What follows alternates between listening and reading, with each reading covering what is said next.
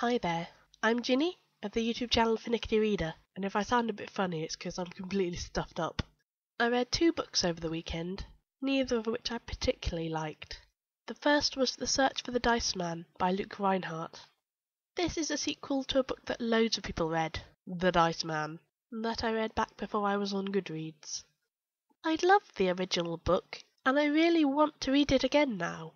It was inventive and quirky, and the main character's antics were really funny. This new book, not so much.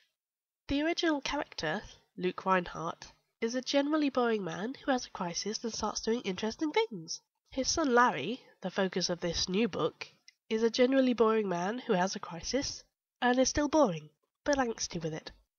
I got through 200 pages and still didn't care about any of the characters, so I gave up. I can't help but think that the author Luke's strength is not his characters. Or maybe it is, but only when they're being the weird one. I don't really remember sympathizing or empathizing with the characters in the first book, but I just had to see what they would do next.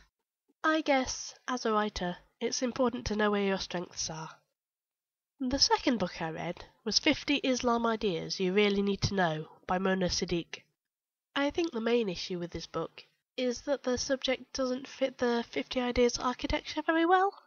This format kind of requires 50 subjects that are a bit more uniform, that can be covered in equal depth over the same number of pages.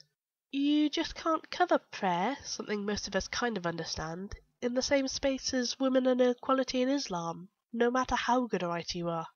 I actually felt really bad giving this book 2 stars on Goodreads, because I was the first rater and felt like I was condemning a book that was really okay. I hope you've enjoyed this video, and you're having fun reading. Talk to you later.